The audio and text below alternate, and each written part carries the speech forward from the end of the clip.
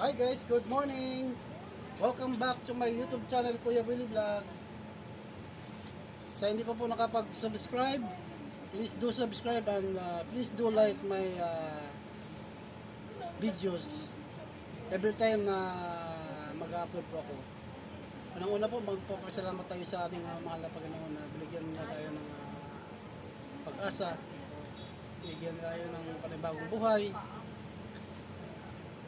Mga Kuya Willie Vlogs, andito na naman po ako sa aming munting tindahan upang maghanap buhay. Ito po yung mga paninda, karning baboy, karning manok, isda, tilapia, kaunting mga gulay dahil po sa mahal ng mga bilihin ngayon.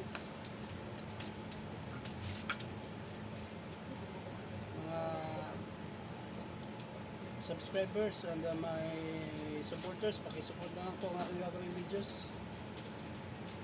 Magandang umaga po sa lahat. Thank you so much.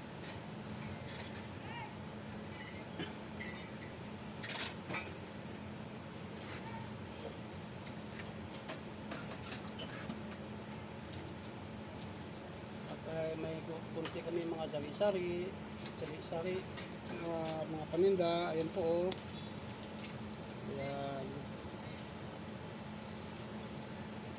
Para pag may hinahanap ang mga customers, meron pa tayong may bibigay.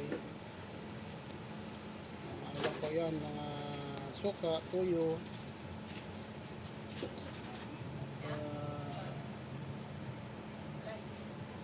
liver speed, bagong isda, kape.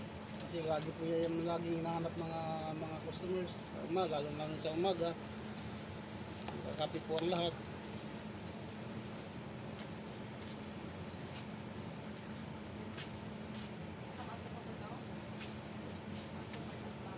Mayroon pa tayong sintaw. 35 po ang isang bungkus. Yung talong naman 110 po ang kilo ng talong. Dati magkano lang yan, 25 pesos ang kilo. Ngayon 110 na. Itong kangkong dating 10 piso, ito 17 pesos na po. Grabe ang nangyayari sa atin. Sobrang mahal na po ang mga bilihin dito sa Pilipinas. Marunong po kayo saging, saba 45 po ang kilo. Sa aming mga customers dyan, ready na po ang aming mga paninda. Hindi na po kayong pumunta dito at mamili po sa amin. Aming isda ay ito, tambakol, saka tilapia. Wala na pong iba. Ito, pitsay bagyo, may pitsay bagyo po tayo, 80 po ang kilo. At ang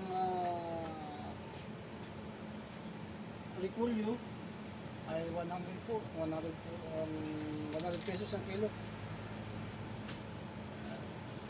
Wala tayong magagawa dahil talagang sobrang mahal dahil maraming bagyong dumaan sa Pilipinas.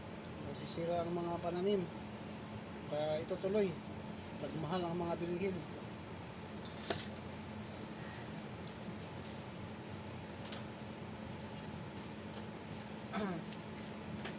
Thank you so much sa makapanood ditong video ko. Sana po ay paki-like and share na lang po para marami po ang makakanood po sa aking gagawin videos.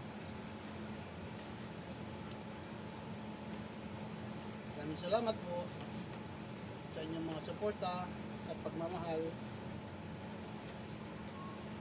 Minsan lang po ako magawa ng videos dahil sa hirap ng oras. Buti ngayon wala pang kasi isa lang taong dumarating eh. Minsan pag lampag pa lang namin sa mga parinda, ang dami na pong mamimili. Kaya hindi na po ako makakadawaga, hindi na ako makagawa ng mga videos. Although nakapag-live naman po, araw-araw nakapag-live po ako. Yun lang po. hanggang dito na lang po ang aking gagawin video. Maraming salamat po sa inyong lahat. Sana ay paki-thumbs up po and share na rin po para mapanood din po ng iba. Maraming salamat. God bless everyone.